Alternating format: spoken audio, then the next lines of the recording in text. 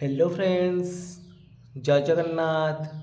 आज एक social studies history class को आपण मानक स्वागत। तो आज ये क्लास रे हम डिस्कशन करवा टॉप मोस्ट इम्पोर्टेंट क्वेश्चन जहाँकि आपण मानक आगामी ओटीएटी ता सहित आपंकर एसएसटी सेवक सेविका एग्जाम बहुत हेल्पफुल करिवो।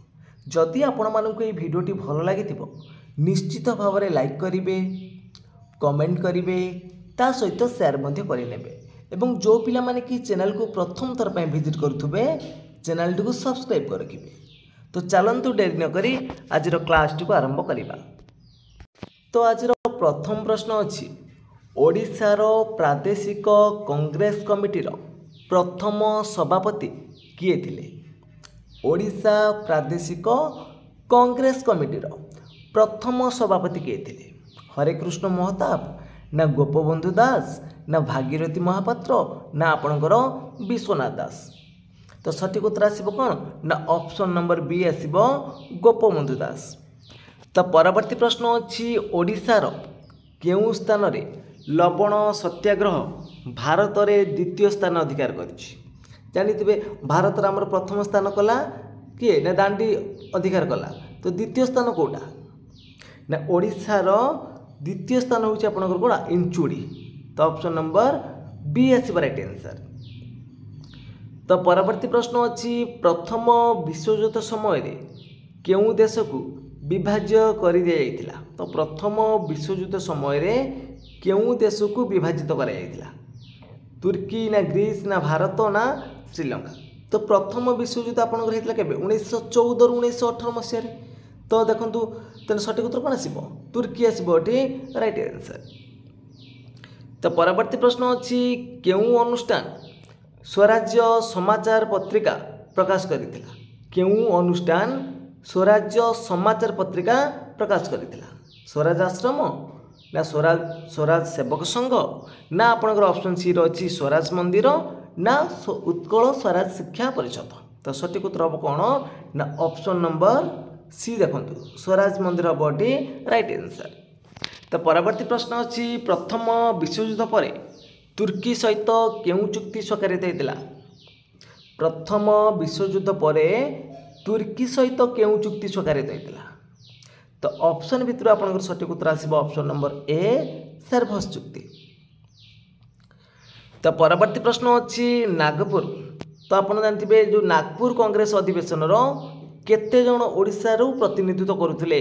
जो नागपुर कांग्रेस अधिवेशन होता तो केते जन ओडिशार प्रतिनिधित्व करुले? तो सठिक उत्तर हम ऑप्शन नंबर ए हम 35 जन।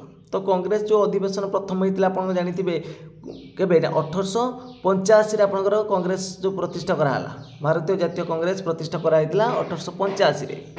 तो प्रथम आपणकर किए सभापति करते ना WC बनर्जी उमेश चंद्र बनर्जी सभापतित्व करते परीक्षा आसुए क्वेश्चन। तो नागपुर कांग्रेस रे आपणकर 35 जन ओडिशारू प्रतिनिधित्व करते। तो परवर्ती प्रश्न अच्छी निम्नोक्त मध्य किए खिलाफत आंदोलन सह जड़ित? किए खिलाफत आंदोलन सह जड़ित? मौलाना अबुल कलाम आजाद ना हकीम हजमल खां ना हसरत मोहनी ना मोहम्मद अली जिन्ना? किए खिलाफत आंदोलन सह जड़ित थिले? सठिक उत्तर कौन आसब ना option number D Mohammad Ali Jinnah. तो परवर्ती प्रश्न अच्छी 8 नंबर असहयोग आंदोलन समय ओडिशार केउठारे उत्कल स्वराज्य शिक्षा परिषद स्थापित होता? तो परीक्षार ये टाइप प्रश्न आपंकर आसूची ओडिशा इतिहास क्वेश्चन आसूची असहयोग आंदोलन समय ओडिशार केउठारे उत्कल स्वराज्य शिक्षा परिषद स्थापित होता? सठिक उत्तर कौन आसब? बालेश्वर, पुरी, कटक ना जगतसिंहपुर? तो सठिक उत्तर हम ऑप्शन नंबर सी कटक ठारे। तो परवर्ती प्रश्न अच्छी केउं कार्यक्रमटी असहयोग आंदोलन रे अंतर्भुक्त नुहे? केउं कार्यक्रमटी असहयोग आंदोलन सह अंतर्भुक्त नहीं? तो ऑप्शन भितर आपंकर सठिक उत्तर आसब ऑप्शन नंबर डी महिला सक्रिय अंशग्रहण। तो परवर्ती प्रश्न अच्छी कहा नेतृत्व में स्वराज मंदिर गठित होता? कहा नेतृत्व में स्वराज मंदिर गठित होता? जो स्वराज मंदिर कौटी अच्छी आपंकर बालेश्वर अच्छी। तो कहा नेतृत्व में ऑप्शन भितर सठिक उत्तर कौन आसब ना ए हम ये राइट आंसर हरिकृष्ण महाताबों नेतृत्व में। परवर्ती प्रश्न अच्छी अगस्ट 11 और 14 तारिख में केउठारे जनसाधारण विदेशी लुगा पोड़ी देते तो असहयोग आंदोलन समय अगस्ट 11 और 14 तो केउठारे आपणकर कौन ना जो उत्त्यक्त जनसंख्या माने लुगा सब पोड़ी देते विदेशी लुगा सठिक उत्तर हम ऑप्शन नंबर सी कटक ठारे। तो परवर्ती प्रश्न अच्छी भारतर मुसलमान मानू केउ घटना व्यथित और क्रोधान्वित करथिला तो ऑप्शन भितर सठिक उत्तर कौन आसीबो भारतर मुसलमान मानू केउ घटना व्यथित करथिला तो सठिक उत्तर कौन आसीबो ना ऑप्शन नंबर बी तुर्की साम्राज्यर विभाजन तुर्की साम्राज्यर विभाजन। तो परवर्ती प्रश्न अच्छी 1919 नवेम्बर मासरे निखिल भारत खिलाफत सम्मेलन में सभापति भावे किए निर्वाचित होते 1919 नवेम्बर मासरे निखिल भारतर खिलाफत सम्मेलन में सभापति भावे किए निर्वाचित होते शौकत अली ना मोहम्मद अली ना चित्तरंजन दास ना महात्मा गांधी तो सठिक उत्तर आसब ऑप्शन नंबर डी आपंकर महात्मा गांधी। तो परवर्ती प्रश्न अच्छी 1920 जून 9 तारिख में केउठारे एक सर्वदलीय बैठक बसला सठिक उत्तर आसब कौन ना अलाहाबाद ठारे तो डी हम ये राइट आंसर। तो परवर्ती प्रश्न अच्छी केउ घटनारू गांधीजी इंग्रेज मान विश्वास तुटीगला केउ घटनारू गांधीजी इंग्रेज मान विश्वास तुटी जाइतिला तो जानी जो आपंकर होता कौन ना जालियानवाला हत्याकांड होता केबे ना 1919 मसीहा एप्रिल मास 13 तारिख पंजाब अमृतसर जो होता तो सही घटना पर गांधीजी इंग्रेज मान विश्वास तुटी जाइतिला। तो परवर्ती प्रश्न देखंतु परवर्ती प्रश्न अच्छी इंग्रेज सरकार विरोध में गांधीजी द्वारा परिचालित प्रथम गण आंदोलन नाम कौन थिला इंग्रेज सरकार विरुद्ध में गांधीजी द्वारा परिचालित प्रथम गण आंदोलन देछि तो कौन थिला ना गण आंदोलन हेले प्रथम आसब कौन असहयोग आंदोलन गण आंदोलन तो डी हम ये राइट आंसर के ना 1920 मसीहा। तो परवर्ती प्रश्न अच्छी हंटर कमिटी केबे गठित है हंटर कमिटी केबे गठित है तो सठिक उत्तर कौन आसब ना हंटर कमिटी होता केबे 1919 मसीहा है 1919 तो आप ऑप्शन 3टा अच्छी तो 1919 अक्टोबर 14 तो हंटर कमिटी कहीं गठन कराइला परीक्षा प्रश्न आसुची हंटर कमिटी कहीं गठन कराइला ना जालियानवाला हत्याकांडर तदंत करने मन रखु ऑप्शन नंबर सी आसब राइट आंसर। तो परवर्ती प्रश्न अच्छी स्वाधीन भारतर प्रथम शिक्षा मंत्री किए थे स्वाधीन भारतर प्रथम शिक्षा मंत्री तो सठिक उत्तर कौन आसब ना सठिक उत्तर आपंकर ऑप्शन नंबर सी मौलाना अबुल कलाम तो मन रखु स्वाधीन भारतर प्रथम शिक्षा मंत्री प्रश्न परीक्षा आसी सारी। तो परवर्ती प्रश्न अच्छी केउ घटना हंटर कमिशन गठन कराइला तो ये क्वेश्चन को ऑलरेडी आम डिस्कसन कर सारी तो हंटर कमिटी गठन कराइला जालियानवाला हत्याकांड। तो परवर्ती प्रश्न अच्छी केउ तारिख में चोरी चोरा दुर्घटना होता जो उत्तर प्रदेश गोटे पुलिस स्टेशन को उत्त्यक्त जनसंख्या माने कौन पोड़ी देते तो जहाँफल कौन होता ना असहयोग आंदोलन को स्थगित कराइला तो सेटा होता आपंकर घटना के 1922 मसीहा फेब्रुआरी 5 तारिख में। तो परवर्ती प्रश्न अच्छी निम्नोक्त केउठारे घरोई न्यायालय प्रतिष्ठा होई नथिला घरोई न्यायालय प्रतिष्ठा होई नथिला सठिक उत्तर ऑप्शन नंबर ए कटक ठारे। तो परवर्ती प्रश्न अच्छी निम्नलिखित स्थानगुड़िक मध्यरु गांधीजी केउठारे उद्बोधन देई नथिले गांधीजी केउठारे उद्बोधन देई नथिले मालकानगिरी हम ये राइट आंसर। तो परवर्ती प्रश्न अच्छी राजकृष्ण बोस केउ अनुष्ठान छात्र थिले राजकृष्ण बोस केउ अनुष्ठान छात्र थिले तो सठिक उत्तर कौन आसब option number B Cuttack medical school ले। परवर्ती प्रश्न अच्छी बालेश्वर रे स्वराज मंदिर किए प्रतिष्ठा करथिले तो स्वराज मंदिर हरेकृष्ण महता प्रतिष्ठा करथिले डी हम ये राइट आंसर। तो परवर्ती प्रश्न अच्छी केउठारे लोक माने जंगल आईन अमान्य करथिले କେଉଁଠାରେ ଲୋକମାନେ ଜଙ୍ଗଲ ଆଇନ ଅମାନ୍ୟ କରିଥିଲେ? ସଠିକ୍ ଉତ୍ତର କ'ଣ ଆସିବ? ଗୁଜରାଟ ଦେଇଛି, ବିହାର ଦେଇଛି, ବଙ୍ଗ ଦେଇଛି, ମହାରାଷ୍ଟ୍ର ଦେଇଛି। ସଠିକ୍ ଉତ୍ତର ହେବ ଅପସନ୍ ନମ୍ବର ଡି ମହାରାଷ୍ଟ୍ର। ତ ପରବର୍ତ୍ତୀ ପ୍ରଶ୍ନ ଅଛି କେବେ ଆଇନ ଅମାନ୍ୟ ଆନ୍ଦୋଳନ ଔପଚାରିକ ଭାବରେ ପ୍ରତ୍ୟର୍ଥ ହୋଇଥିଲା? ତ ଆଇନ ଅମାନ୍ୟ ଆନ୍ଦୋଳନ ଆପଣଙ୍କର କେବେ ହେଇଥିଲା? 1930 ଷ୍ଟାର୍ଟ ହେଇଥିଲା। ତାକୁ କେବେ ପ୍ରତ୍ୟାହୃତ କରାହେଲା? ତ ସଠିକ୍ ଉତ୍ତର କ'ଣ ଆସିବ? ନା ଅପସନ୍ ନମ୍ବର ଡି 1934। ପରବର୍ତ୍ତୀ ପ୍ରଶ୍ନ ଅଛି ଦ୍ୱିତୀୟ ଗୋଲଟେବୁଲ ବୈଠକ କେଉଁଠାରେ ବସିଥିଲା? ଦ୍ୱିତୀୟ ଗୋଲଟେବୁଲ ବୈଠକ କେଉଁଠି ବସିଥିଲା? ନା ଲଣ୍ଡନରେ। ସି ହେବ ଏଠି ରାଇଟ୍ ଆନ୍ସର। ତ ପରବର୍ତ୍ତୀ ପ୍ରଶ୍ନ ଅଛି ମହାତ୍ମା ଗାନ୍ଧୀଙ୍କୁ ଅର୍ଦ୍ଧନଗ୍ନ ଫକୀର ବୋଲି କିଏ କହିଥିଲେ? ମହାତ୍ମା ଗାନ୍ଧୀଙ୍କୁ ଅର୍ଦ୍ଧନଗ୍ନ ଫକୀର ବୋଲି କିଏ କହିଥିଲେ? ନା ଚର୍ଚ୍ଚିଲ୍ କହିଥିଲେ, ୱିଲଷ୍ଟନ୍ ଚର୍ଚ୍ଚିଲ୍। ତ ଏ ହେବ ଏଠି ରାଇଟ୍ ଆନ୍ସର। ତ ପରବର୍ତ୍ତୀ ପ୍ରଶ୍ନ ଅଛି କେଉଁ ଚୁକ୍ତି ଅନୁସାରେ ଇଂରେଜ ସରକାର ଦମନମୂଳକ ଆଇନ ପ୍ରତ୍ୟାହାର କରିନେଇଥିଲେ?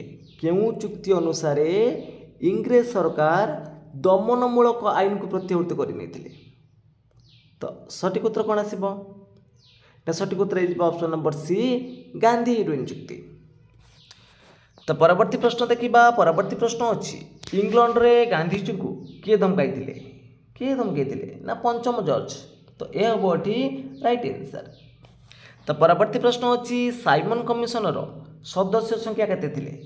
ତ ସାଇମନ୍ କମିଶନର ସଦସ୍ୟ ସଂଖ୍ୟା କେତେ ଥିଲେ? ତ କେତେ ଜଣ ଥିଲେ? 7 ଜଣ ଥିଲେ। ଯେଉଁ 7 ଜଣ ଯାକେ ସବୁ ବିଦେଶୀ ଥିଲେ, ତ ଭାରତୀୟ କେହି ନଥିବାରୁ ତାଙ୍କୁ ବିରୋଧ କରାଯାଉଥିଲା। ତ ସାଇମନ୍ କମିଶନ କେବେ ଭାରତରେ ପହଞ୍ଚିଲା? ନା ସାଇମନ୍ କମିଶନ କେବେ ଭାରତରେ ପହଞ୍ଚିଲା? ମନେ ରଖନ୍ତୁ ପ୍ରଶ୍ନ ଆସୁଛି ପରୀକ୍ଷାରେ କେବେ? ନା 1928 ମସିହା ଫେବୃଆରୀ 3 ତାରିଖରେ।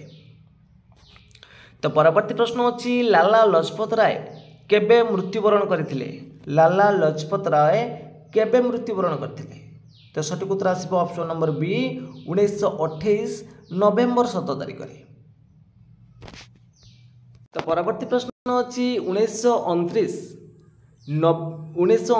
ଡିସେମ୍ବର 31ରେ କେଉଁ ନଦୀ କୂଳରେ ଜବାହରଲାଲ ନେହେରୁ ସ୍ୱାଧୀନତା ତିରଙ୍ଗା ପତାକା ଉଡ଼ାଇଥିଲେ? ତ ଜାଣିଥିବେ 1929 ମସିହା ଡିସେମ୍ବର 31ର ରାବି ନଦୀ କୂଳରେ ଆମର ଲାହୋର ଅଧିବେଶନ ହେଇଥିଲା। ତ ସେହି ସମୟରେ ଅପସନ୍ ନମ୍ବର କ'ଣ ହେବ? ସି ହେବ ରାଇଟ୍ ଆନ୍ସର। ତ ଲାହୋର ଅଧିବେଶନ ଆପଣଙ୍କର କ'ଣ ନା ପୂର୍ଣ୍ଣ ସ୍ୱରାଜକୁ ପ୍ରସ୍ତାବ ଦିଆଯାଇଥିଲା। ମନେ ରଖିବେ ଲାହୋର ଅଧିବେଶନକୁ ପୂର୍ଣ୍ଣ ସ୍ୱରାଜ ପ୍ରସ୍ତାବ ଦିଆଯାଇଥିଲା। ତ ପରବର୍ତ୍ତୀ ପ୍ରଶ୍ନ ଅଛି ଲାହୋର ଅଧିବେଶନରେ କେଉଁ ବ୍ୟକ୍ତି ଘୋଷଣା କରିଥିଲେ ଯେ ସମ୍ପୂର୍ଣ୍ଣତା ସ୍ୱାଧୀନତା ଭାରତର ଲକ୍ଷ୍ୟ? ଯେଉଁ ଲାହୋର ଅଧିବେଶନରେ କେଉଁ ବ୍ୟକ୍ତି ଘୋଷଣା କରିଥିଲେ ସମ୍ପୂର୍ଣ୍ଣତା ସ୍ୱାଧୀନତା ଭାରତର ଲକ୍ଷ୍ୟ? ସଠିକ୍ ଉତ୍ତର କ'ଣ ଆସିବ? ନା ଅପସନ୍ ନମ୍ବର ବି ଜବାହରଲାଲ ନେହେରୁ। ତ ପରବର୍ତ୍ତୀ ପ୍ରଶ୍ନ ଅଛି ପୂର୍ଣ୍ଣ ସ୍ୱରାଜ ପ୍ରସ୍ତାବ କେବେ ଅନୁମୋଦିତ ହୋଇଥିଲା? ଦେଖନ୍ତୁ କେତେ ପ୍ରଶ୍ନ ଅଛି ୟା ଭିତରେ। ତ ପୂର୍ଣ୍ଣ ସ୍ୱରାଜ ପ୍ରସ୍ତାବ କେବେ ଅନୁମୋଦିତ ହୋଇଥିଲା? ସଠିକ୍ ଉତ୍ତର କ'ଣ ଆସିବ? ନା ଅପସନ୍ ନମ୍ବର ବି 1929ରେ। ତ ପରବର୍ତ୍ତୀ ପ୍ରଶ୍ନ ଅଛି 1935 ଭାରତ ଶାସନ ଆଇନ କାହାର ସୁପାରିଶ ଅନୁସାରେ ପ୍ରସ୍ତୁତ ହୋଇଥିଲା? କ୍ରିପ୍ସ ମିଶନ, ନା କ୍ୟାବିନେଟ୍ ମିଶନ, ନା ଲର୍ଡ଼ ଇରୱିନ୍, ନା ସାଇମନ୍ କମିଶନ? ଆମର 1935 ମସିହା ଭାରତ ଶାସନ ଆଇନଟା କ୍ରିପ୍ସ ମିଶନ କେବେ ଆସିଥିଲା? 1942ରେ। କ୍ୟାବିନେଟ୍ ମିଶନ ହେଇଥିଲା 1946ରେ। ଆଉ ଗାନ୍ଧୀ ତ ଇରୱିନ୍ ତ ତାଙ୍କର ଟାଇମ୍ଟା ହେଉଛି 1930ରେ। କିନ୍ତୁ ସାଇମନ୍ କମିଶନ ହେବ ଏଠି ରାଇଟ୍ ଆନ୍ସର। ତ ପରବର୍ତ୍ତୀ ପ୍ରଶ୍ନ ଅଛି 1929 ଲାହୋର କଂଗ୍ରେସ ଅଧିବେଶନରେ କେଉଁ ପ୍ରସ୍ତାବ ଅନୁମୋଦିତ କରାଯାଇଥିଲା? 1929 ଲାହୋର କଂଗ୍ରେସ ଅଧିବେଶନରେ କେଉଁ ପ୍ରସ୍ତାବକୁ ଅନୁମୋଦିତ କରାଯାଇଥିଲା? ସଠିକ୍ ଉତ୍ତର କ'ଣ ଆସିବ? ନା ସଠିକ୍ ଉତ୍ତର ହେଇଯିବ ଆପଣଙ୍କର ଅପସନ୍ ନମ୍ବର ବି ପୂର୍ଣ୍ଣ ସ୍ୱରାଜକୁ। ତ ପରବର୍ତ୍ତୀ ପ୍ରଶ୍ନ ଅଛି ସାବରମତୀ ଆଶ୍ରମଠାରୁ ଦାଣ୍ଡିର ଦୂରତା କେତେ ଥିଲା? ତ ସାବରମତୀ ଆଶ୍ରମଠାରୁ ଦାଣ୍ଡିର ଦୂରତା ଥିଲା 241 ମାଇଲ ଥିଲା। ନେକ୍ସଟ କ୍ୱେଶ୍ଚନ୍ ଦେଇଛି ଖାନ୍ ଅବଦୁଲ ଗଫର ଖାଁ କେଉଁ ନାମରେ ପରିଚିତ? ଖାନ୍ ଅବଦୁଲ ଗଫର ଖାଁ ଜାଣିଥିବେ, ତାକୁ ଆମେ ସୀମାନ୍ତ ଗାନ୍ଧୀ ବୋଲି କହନ୍ତି। ତ ବି ହେବ ଏଠି ରାଇଟ୍ ଆନ୍ସର। ପରବର୍ତ୍ତୀ ପ୍ରଶ୍ନ ଅଛି କେଉଁ ଗୋଲ ଟେବୁଲ ବୈଠକରେ କଂଗ୍ରେସ ଯୋଗ ଦେଇନଥିଲା? ତ ପ୍ରଥମ ଗୋଲ ଟେବୁଲ ବୈଠକରେ କଂଗ୍ରେସ ଯୋଗ ଦେଇନଥିଲା। Option number A right answer ହେବ। ପରବର୍ତ୍ତୀ ପ୍ରଶ୍ନ ଅଛି ଇଂଲଣ୍ଡର କେଉଁ ପ୍ରଧାନମନ୍ତ୍ରୀ ହରିଜନଙ୍କ ପାଇଁ ଏକ ପୃଥକ ନିର୍ବାଚନ ମଣ୍ଡଳୀ ଘୋଷଣା କରିଥିଲେ? ଇଂଲଣ୍ଡର କେଉଁ ପ୍ରଧାନମନ୍ତ୍ରୀ हरिजन मानक पई एक पृथक निर्वाचन मंडल घोषणा करथिले सठिक उत्तर कोन आसीबो ना option number A Winston Churchill. तो परवर्ती प्रश्न देखिबा परवर्ती प्रश्न अछि 1932 सेप्टेम्बर 20 रु गांधीजी केउ कारागार ठारे अमरण अनशन आरंभ करथिले 1932 सेप्टेम्बर 20 रु गांधीजी केउ कारागार ठारे अमरण अनशन आरंभ करथिले सठिक उत्तर कोन आसीबो ना ऑप्शन नंबर बी एरावाड ठारे मन रखिबे बी हबोटी राइट आंसर। परवर्ती प्रश्न अछि निम्नोक्त केउ बाहिनीटी ओडिशा आईन अमान्य आंदोलन सह जड़ित नुहे केउ बाहिनीटी ओडिशा आईन अमान्य आंदोलन सह जड़ित नुहे सठिक उत्तर हम ऑप्शन नंबर डी देखंतु पंचसखा बॉडी राइट आंसर। परवर्ती प्रश्न अछि गुजरात रो दांडी सहित ओडिशा रो केउ स्थान तुलनीय गुजरात रो दांडी ठारे जहा हितला लवण सत्याग्रह हितला सिंध ओडिशा रे इंचुडी हितला बालेश्वर ठारे तो डी हबोटी राइट आंसर। तो परवर्ती प्रश्न अछि केते वर्षरु कम वयस्क पिला मानकु बानर सेना को जाउतला तो सठिक उत्तर हम ऑप्शन नंबर सी 16 वर्षरु कम। परवर्ती प्रश्न अछि विद्रोही बुलेटिन केउ स्थान रे प्रकाश पाइतिला विद्रोही बुलेटिन सठिक उत्तर हम ऑप्शन नंबर सी कटक ठारू। तो परवर्ती प्रश्न देखंतु देछि केबे आचार्य हरिहर इंचुडी ठारे लवण आईन भंग करथिले तो इंचुडी ठारे लवण आईन किए भंग करथिले आचार्य हरिहर केबे करथिले 1930 मसिया एप्रिल 13 तारिख रे तो बी हबोटी राइट आंसर।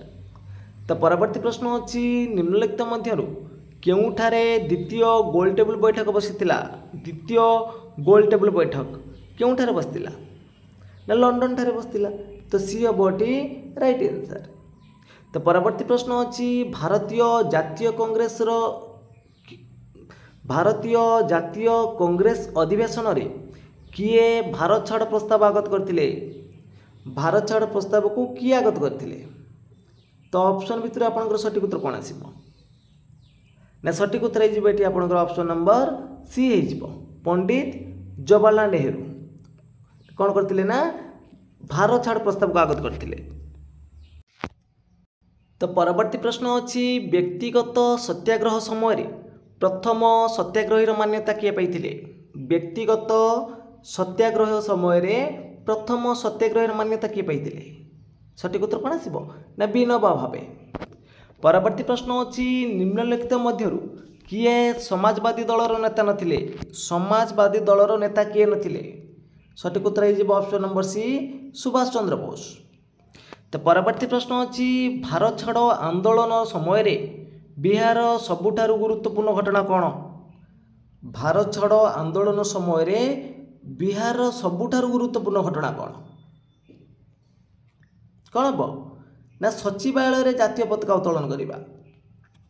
तो परवर्ती प्रश्न अछि द्वितीय विश्वयुद्ध केबे घोषणा करा जायतिला द्वितीय विश्वयुद्ध केबे घोषणा करा जायतिला ना 1939 मसिया सेप्टेम्बर 3 तारिख रे। परवर्ती प्रश्न अछि अगस्त दान केबे इंग्रेज सरकार घोषणा करथिले अगस्त दान सठिक उत्तर कोन आसीबो ना ऑप्शन नंबर बी 1940 मसिया अगस्त 8 तारिख रे। परवर्ती प्रश्न अछि वार्धा ठारे कांग्रेस कमिटी रो बैठक केबे बसितिला तो वार्धा ठारे कांग्रेस कमिटी रो बैठक केबे बसितिला सठिक उत्तर कोन आसीबो ना सठिक उत्तर हे जिबो आपनकर ऑप्शन नंबर सी 1942 रे। तो परवर्ती प्रश्न अछि 1940 मसिया अक्टोबर 17 तारिख आचार्य विनोबा भावे केउठारे व्यक्तिगत सत्याग्रह आरंभ करथिले तो सठिक उत्तर आसीबो ऑप्शन नंबर ए पानाभर ठारे। तो परवर्ती प्रश्न अछि भारत छाड़ो आंदोलन समय रे गांधीजी को केउठारे बंदी करी रखा जायतिला भारत छाड़ो आंदोलन समय रे गांधीजी को केउठारे बंदी करी रखा जायतिला सठिक उत्तर कोन आसीबो ना सठिक उत्तर हे जिबो ऑप्शन नंबर सी आगा खां पैलेस रे। तो परवर्ती प्रश्न अछि भारत छाड़ आंदोलन प्रथमे केउठारु शुभारंभ करा जायतिला भारत छाड़ आंदोलन को प्रथमे केउठारु शुभारंभ करा जायतिला कर्नाटक ना कोलकाता ना दिल्ली ना महाराष्ट्र। तो यही प्रश्नर सठिक उत्तर कौन हम आपण मैंने कमेंट बॉक्स में जनइबे देखिबा केते जण यार सठिक उत्तर देई पारुचंती। तो परवर्ती प्रश्न अछि फरासी राष्ट्र विप्लव केबे होइतिला? तो फरासी राष्ट्र विप्लव 1789 मसीह होइतिला।